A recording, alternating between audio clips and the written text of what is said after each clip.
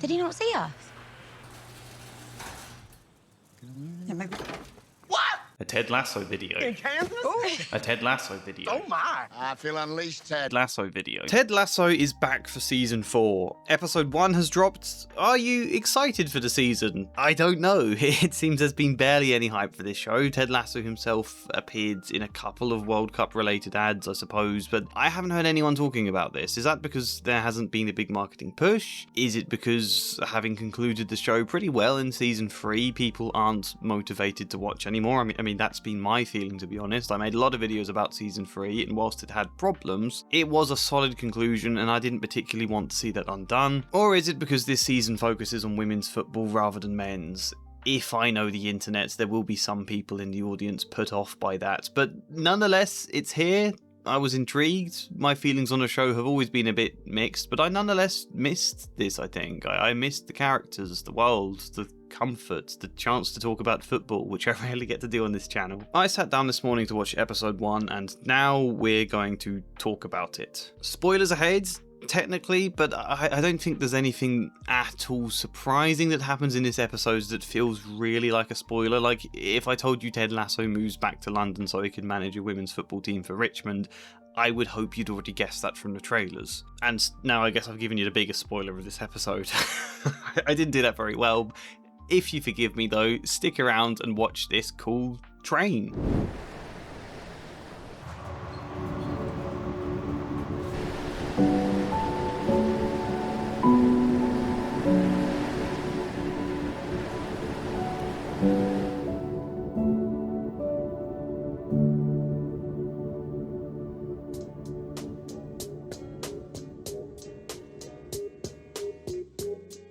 So the structure for this episode is quite clear. We're introduced to Ted as he's living now, then Rebecca offers him another job at Richmond and Ted says no, then Ted spends time thinking about it, and then he reaches the point where he's ready to say yes. How you explain Ted going back to London again after the whole point of season 3's ending being that he was leaving the country, the sports, all of it, in order to focus on his family, that's difficult. To an extent, this now feels like a 180 from him, and I think as a result you do need a whole episode, not necessarily to explain it, but to let us feel the 180 happen as a slow development of character.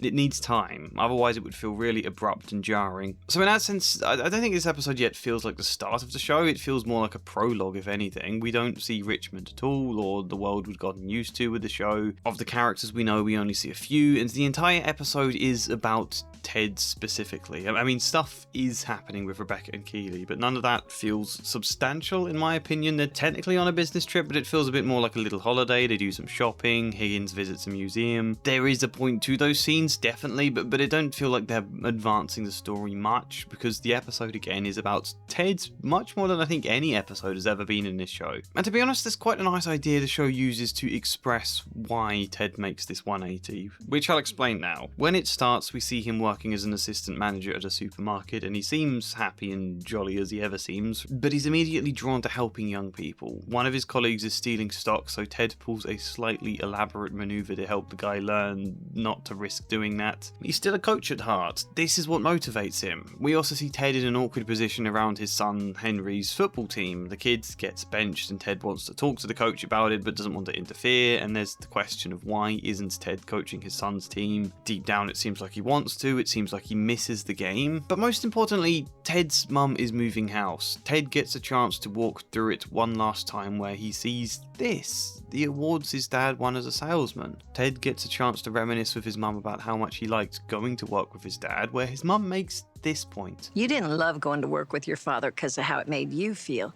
You loved being around how his job made him feel. As chipper as Ted seems in his retail job, it clearly doesn't mean much to him. The passion we're shown again is coaching. Whereas Ted loved seeing his dad at work because he got to see all of his dad's passion and willingness to work there and being around a team of people he was close to. Those were all examples to Ted that he drank in. It's good for a boy to see his father do something he loves. Henry's not getting that from Ted's retail work, which is exactly why no one ever asks Ted about it, why Henry never goes there to see him. Ted right now is a very devoted father, and he's there for Henry, and that's always the most important thing. But at the same time, this is an older Henry we're now seeing, who's finding a bit more independence, thinking about the kind of man he wants to be, and Ted needs to not just be present, but also be an example for adult life, for how vibrant and exciting and fulfilling it can be, for all of the traits that served him well. It's a nice idea. I don't think I'd argue it's quite as important as reality as the show stresses. Like,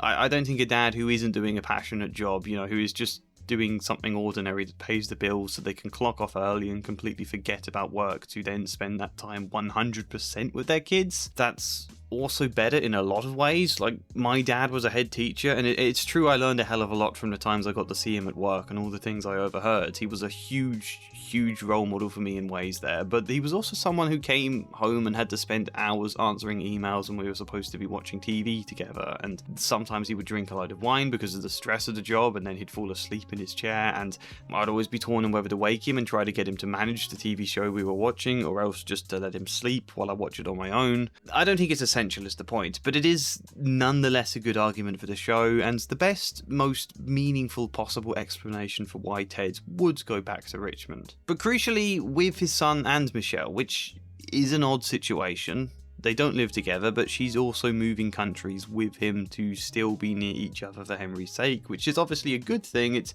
just a bit irregular. I'm guessing this may be the beginning of an arc which brings them back together. Ted, as a football coach, would be an amazing guy for your son to watch at work, or even just feel the environment of Richmond FC around him. I really like how they've handled this. There's obviously all the other nostalgic hints about how much he misses football, but this idea is the key point. It works well, it brings a lot of heart to what could have felt very contrived here, and it makes for quite a touching episode. I'm happy with it. Yeah. But what else do we have to say? Teacher found some very disturbing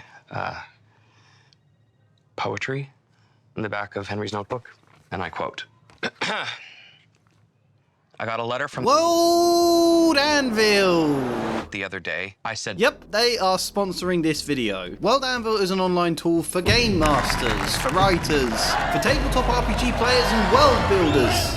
An online tool for designing worlds, creating characters, chronicling history, planning and managing campaigns from a plethora of different games. My best friend uses it for our D&D campaign, I use it for planning my novel. Far better and easier than the scraps of random A4 paper stuffed into a drawer that used to constitute my creative process. Not only can I keep everything in one place where I can easily edit anything I want to, but I can create timelines, hyperlinks branching off to specific characters or articles, family trees, a billion other things. You can even link them all to maps, like here's this basic map I made years ago. If I click on the character Tess, it sends me straight to her page where everything is redacted, and that's like the most basic thing you can do with your maps. There's other creators whose world building looks so much nicer than mine. There's a whole community network on World Anvil if that's your thing. There's so many different cool features for everything you may possibly need. In general, there's been lots of great updates recently, making the interface even simpler and smoother than it already was. World Anvil is great.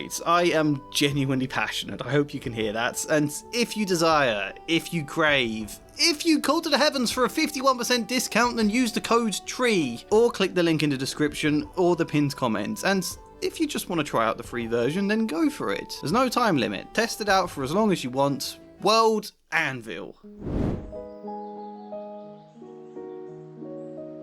Another reason I said this video feels more like a prologue is because I don't really have any idea what's going to happen when Ted arrives in London again. I mean, apart from the obvious. I mean, they haven't yet made the women's team. There are a lot of concerns about how to fund it. News breaks of another women's team, Twickenham FC, that has folded for being financially unsustainable and draining resources from the men's team. Rebecca elects not to tell Keeley this, who was on Cloud9 talking about women's team stadiums for Richmond and all the other things they should buy. Maybe I'm unfair to say there's no story development for everyone else.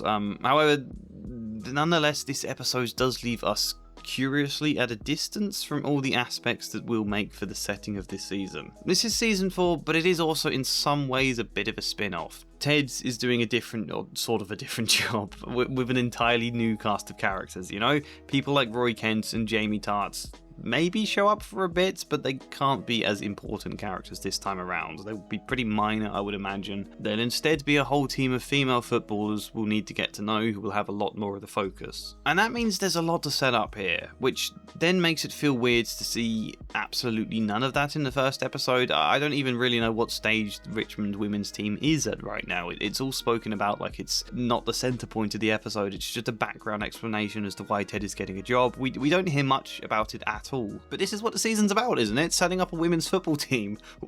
Why did they not really talk about it beyond just a surface level mention that that's what they're doing? It just makes the setup of this episode feel a little bit backwards. Like all the things you need to see for the story to begin aren't in this episode, and we're more just getting familiar with the characters we already know again, and they kind of just, it makes them feel like they're just floating around in a half surreal state themselves, but not really attached to the world in the same way, which perhaps isn't helped by the fact this season has been released very shortly after the World Cup that took place in the US. And yet this very US episode hasn't got any allusions to, like, well, anything happening in the US. All of that is absent. I suppose that's a fair decision to make. It's just Kansas to me doesn't feel as grounded and real as it deserves to feel, you know? Although I did get an interesting comment on my community poll that mentions this. I love how Kansas feels so colourful but also flat and not very real, and I think once Ted goes to London again it will be more lively. Kansas seems framed as aesthetically pleasing but boring so far, and I think that fits with Ted's own feelings. So yeah, that's probably a fair point actually. Is that a criticism? In some ways, I suppose. It's an understandable, difficult obstacle to overcome writing this show, to deal with the structure here, but I can forgive it pretty easily. You know, Ted Lasso isn't like my videos on House of the Dragon, for example, where I am much more critical of the issues in the writing and the structure because I expect a show like that to deliver on all of it, whereas this is a feel-good comedy, and whilst the jokes are almost never to my taste, Ted Lasso is something I very much love and appreciate for what it is. You don't go into this expecting a finely tuned drama, you go into it expecting a really good time with some really mature explanation of emotional themes and the occasional sucker punch of some drama. I don't know, episode 2 will rectify the lingering questions this leaves. However, my original question was, should Ted Lasso have come back? And I don't know yet. Episode 1 hasn't really given us enough. It hasn't really got things going. It's just positions the plot now into a place where it can start moving next time. We see most of the core characters can function just as well as ever, but we haven't seen enough of the actual story to see how well that's likely to unfold. I suppose, assuming people are interested, I will try answering that question again next week when we get episode 2. However, for now, because I don't want this episode to be too pointless, I will say this. I think the structure of this episode is evidence to the lingering lessons Bill Lawrence learned from the disastrous season 9 of the original Scrubs. Not Scrubs the Revival, which I thought would be terrible, but absolutely loved it when I saw it and wrote a Patreon article gushing about that show, but the one of Scrubs that everybody seemed to hate and partly misunderstood, and were partly wound up by how much the main characters they loved seemed to be getting sidelined. I think this episode is damage control to make sure the characters we love don't feel too sidelined, to make sure that's not our first impression here. Or some of them, obviously. They can't all come to visit Ted in Kansas. But to give us a whole episode centered on them first, whilst pretty much introducing nobody new? I mean, there are minor characters we see in Kansas, obviously. There's one random fashion designer who perhaps could appear again, I don't know. But there's Henry's teacher, I doubt we'll see him again. There's Ted's supermarket boss. Those people are clearly just minor characters for this single episode. And even Henry, who is already an established character, is kept curiously distant so far. We don't actually get much of him. I think they're very cautious to wait before they bring in too much new, and, you know, maybe that's smart. It just makes it difficult to have too much to say. I am charmed again by the show. I am left intrigued to see how it goes. Let me know what you think. Comment your thoughts, good or bad. Like the video if you liked it, subscribe, maybe support me on Patreon or buy me a coffee, but otherwise, hopefully see you next time. And as ever, a special thank you goes to Flying Spider, Luke Gore, Michael Gallagher, Emery, Faithy, TQM, Kinesthetic, Maury, Sebastian, Alicia, Chad Bramwell and Joshua C. Follier. Thank you.